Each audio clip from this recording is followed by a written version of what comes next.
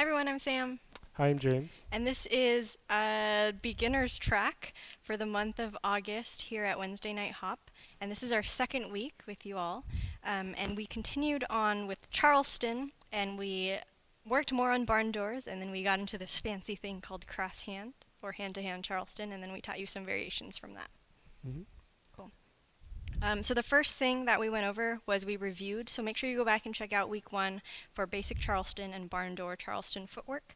But the one thing that we really wanted to talk about for barn doors this week was how we use our hands to actually guide where we're moving.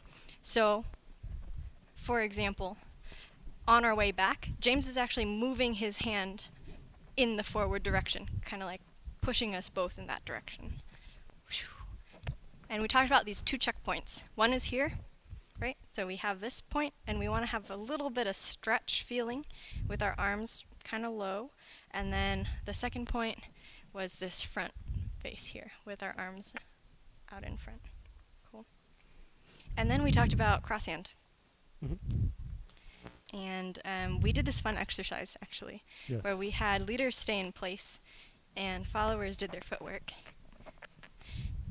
And leaders had to switch into this crosshand where we feel pressure kind of pushing against each other. And followers should feel like there's no change in the direction. I'm just going on my merry way. Cool. And then we actually put this in the context of cross kicks.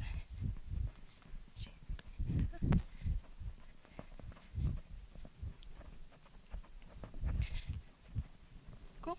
And we'll have James talk about the footwork a little bit because it's pretty complicated. Yeah, so the transition from barn doors into crosshand has 3 main things. We talked about the hand going through, following through, so we still want to keep that follow through on the transition. So Sam is still rotating that direction. The second is I want to stay in place. I want to stay in place because I want to leave my hand out so that I can catch Sam when she rotates through. Now we're in opposite positions. Yes, and the last thing is that we follow through and then I take a rock step in place. So I do a kick and rock step kick.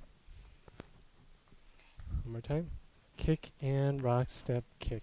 Cool, and this helps us keep the timing for both leaders and followers, and also have James actually stay to one side while I continue to rotate. So all the way through, it looks like this.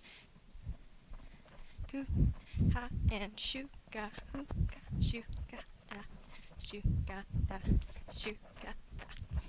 Cool, and then we said the way to get out of it is actually the same, the way that we got into it. Leaders, this is all on you. You got to do that rock step again. Sha, shoo, ga, da. Kick and kick, switch, kick and kick, switch, kick and kick, switch, kick and kick, switch, kick and kick, switch. Again, followers are just keeping that flow going, keeping that rhythm going by yourself on that. Mhm. And then we ended the class today by learning some fun variations on what we can do when we're in crosshand. Mhm. So if we're in crosshand here, and we're doing our basic kick and kick, switch, kick and kick, switch, we can add this downward motion.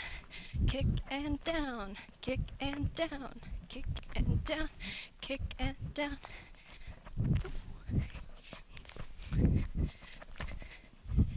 Cool.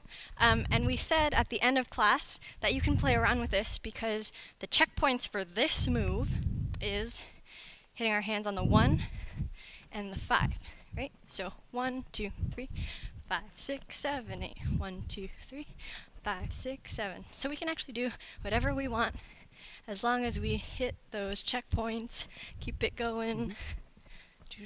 Ha, right? So we can continue doing whatever we want with those variations as long as we hit still that pressure with our partner.